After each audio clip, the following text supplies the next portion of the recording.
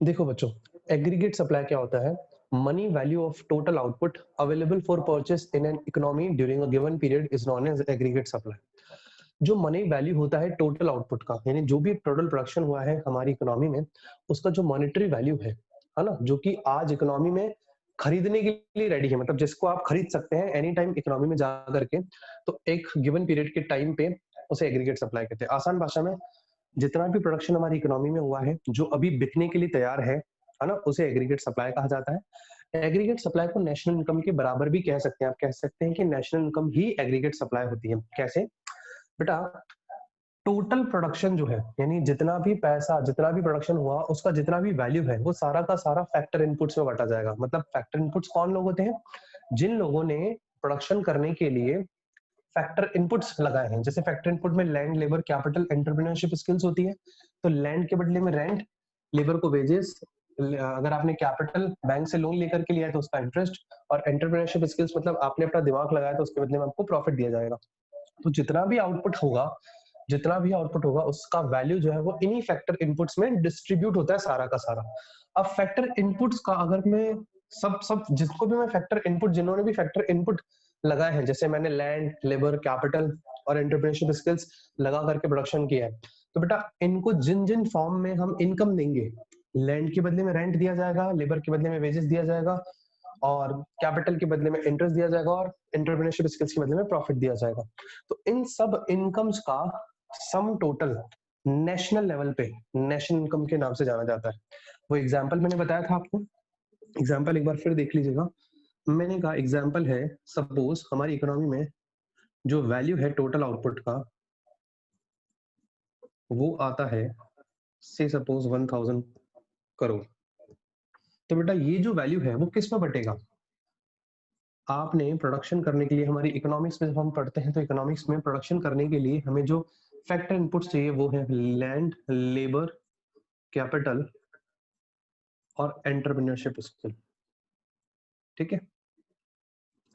तो लैंड के बदले में रेंट दिया जाता है, लेबर के बदले में वेजेस दी जाती है, कैपिटल के बदले में इंटरेस्ट, जिसने कैपिटल लगाई उसको इंटरेस्ट मिलता है, और एंटरप्रेन्योरशिप स्किल्स के बदले में प्रॉफिट मिलता है। हम अज्यूम कर लेते हैं कि 1000 करोड़ रुपए जो है वो किस तरीके से बटे होंगे। 100 करोड़ रेंट गया होगा, 400 करोड़ का लेबर को हमने वेजेस दी होगी, 200 करोड़ का आपने इंटरेस्ट दिया होगा, और 300 करोड़ का प्रॉफिट हुआ होगा जो कि ओनर्स ने अपने पास रखा होगा। कुल मिलाकर के जो 1000 करोड़ आपके पास, आपने टोटल वैल्यू था आउटपुट का, वो 1000 का 1000 करोड़ डिस्ट्रीब्यूट हो गया किसमें?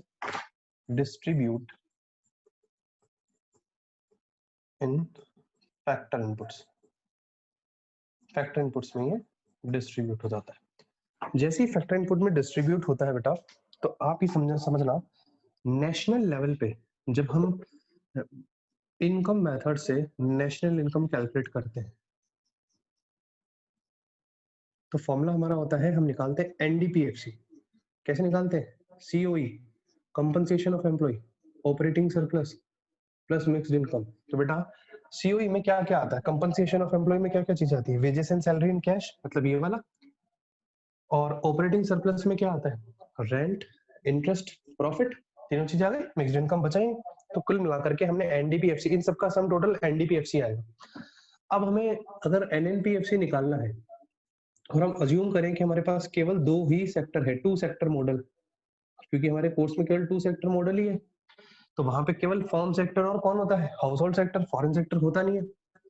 तो फिर भी मैं एक बार फॉर्मूला क्रिएट कर लेता हूँ। एनएनपीएफसी निकालना है एनडीपीएफसी से, तो डीपी से एनपी पे जाना है तो एनएफआईए प्लस करना पड़ेगा। अब क्योंकि एनएफआईए जो है ये बिलोंग करता है फॉरेन सेक्टर से, ये फॉरेन सेक्टर की बात है। तो बेटा फॉरेन सेक्टर हम पढ़ रहे हैं कि हमारे कोर्स में है ही नहीं, तो बेटा फॉरेन सेक्टर अगर नहीं है तो आपको एनएफआई ऐड करने की जरूरत नहीं है। जो एनडीपीएफसी है वही एनएनपीएफसी आएगा, यही एनएनपीएफसी आएगा। आई बात समझ में? तो इनकम मेथड से मैं ये प्रूफ करके दिखा सकता हूँ कि जितना भी टोटल आउटपुट का वैल्यू आया, वो सारा का सारा फैक्टर इनपुट्स में बटेगा, और फैक्टर इनपुट्स में जो उनको आपने फैक्टर इनकम प्रोवाइड किया, उन फैक्टर इनकम का सम टोटल नेशनल लेवल पे नेशनल इनकम कहलाएगा। तो इसीलिए हम ये कह सकते हैं कि एग्रीगेट सप्लाई और नेशनल इनकम दोनों बराबर होते हैं। ठीक है? फिर तीसरा पॉइंट मैंने लिखा कंपोनेंट ऑफ एस।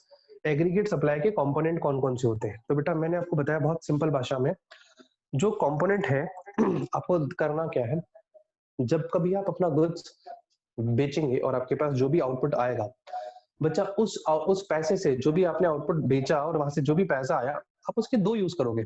या तो आप कंजम्पशन पे खर्च करोगे या सेव करोगे। ऐसा कभी भी नहीं हो सकता कि सारा का सारा कंजम्पशन पे खर्च हो जाए, एक भी रुपया सेव ना हो, और ऐसा भी कभी भी नहीं होगा कि सारा का सारा सेव कर लो, कंजम्पशन पे कुछ भी ना खर्च करो। मतलब हम जो भी इनकम अर्न करते हैं उसमें से कुछ पैसा कंजम्पशन पे और कुछ पैसा सेविंग में हम लोग डिस्ट्रीब्यूट करते हैं। मतलब 100 रुपए कमाए तो 70 खर्च कर दिए और 30 रुपए हमने फ्यूचर के लिए सेव कर दिए। तो इसी प्रकार से कंपोनेंट जो है, इसके दो कंपोनेंट होते हैं, कंजम्पशन और सेविंग। ये इसके इतना इतना आप एसएस ले लीजिए। इसके बाद हम लोग इसका स्केड्यूल और डायग्राम आ रहे हैं। बना लिया होगा बच्चा, यहाँ तक आपने एसएस ले लिया होगा। चलिए जी, हटा देते हैं।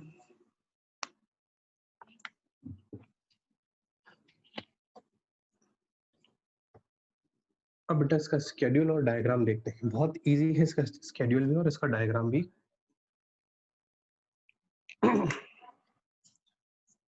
इस स्केड्यूल देखिएगा बच्चों, हम ये मानते हैं कि जो इनकम है, इनकम 0 से 10, 20, 30, 40, 50 और 60 तक है, ठीक है। और कंजम्पशन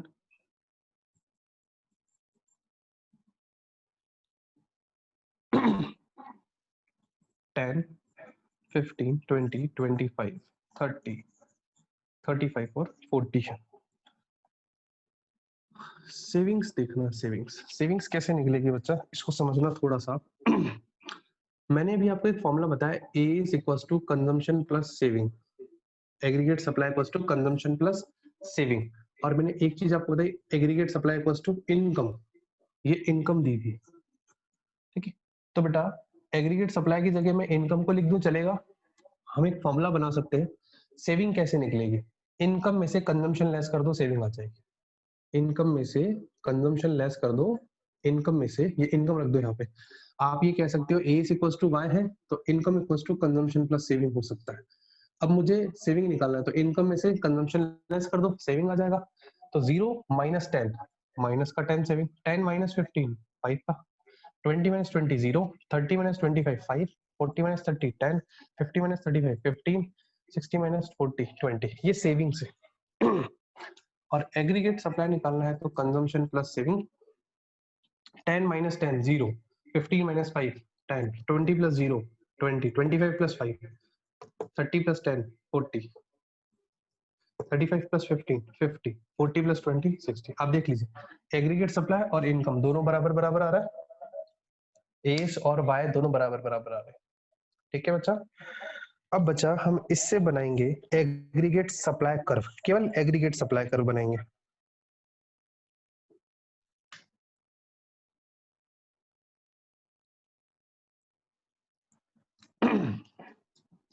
देखिए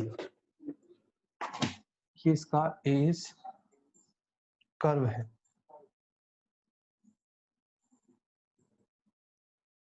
ये वाई एक्सिस, ये एक्स एक्सिस। इधर लिखा जाएगा इनकम, जिसे हम लोग वाई कहते हैं। इधर लिखा जाएगा एग्रीगेट सप्लाई, जो कि कंजम्पशन और सेविंग से मिलकर के बने। समझना, अगर मैं इसको ऐसे 10, 20, 30, 40, 50, 60, 10, 20, 30, 40, 50 और 60 लेके चलो, तो बेटा आप देखना, मतलब 0 लेवल ऑफ इनकम थी तो उस पे 0 ही, आपका एग्रीगेट सप्लाई 0 था। फिर 10 पे 10, 20 पे 20, 30 पे 30, मतलब कुल मिलाकर के ये एक सीधी लाइन जाएगी, ठीक है। आप इसके पॉइंट्स मैच कर देना, ये पूरे एक सीधी लाइन जाएगी, स्ट्रेट लाइन 90 डिग्री के एंगल। ये कहलाएगा aggregate supply consumption plus saving. ये आपका होता है, आप इसको क्या देंगे, 90 डिग्री नहीं 45 डिग्री का एंगल होता है, 90 डिग्री तो स्ट्रेट। ये एज कर्व है और इसके बारे में छोटी सी इंप्लीमेंटेशन अभी हम लोग देखेंगे।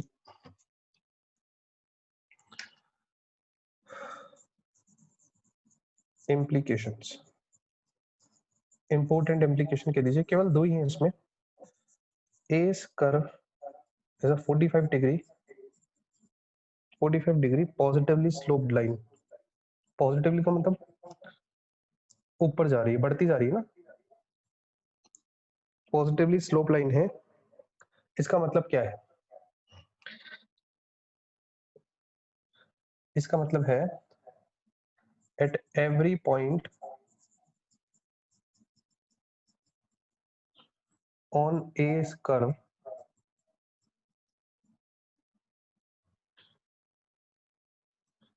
is equidistance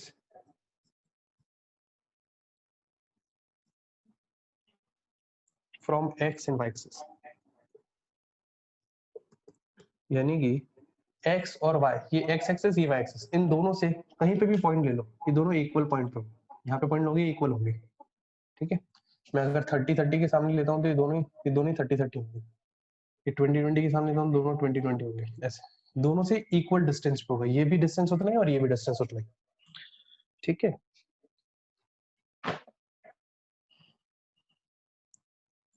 second implication, AS curve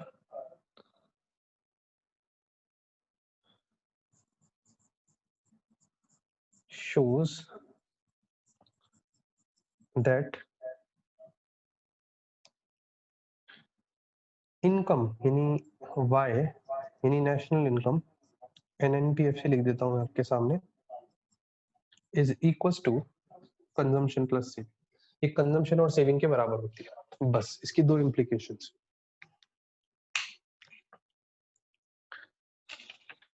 समझ आ गया क्या बच्चों? ये वाला पॉइंट क्लियर हो गया, ये एग्रीगेट सप्लाई था।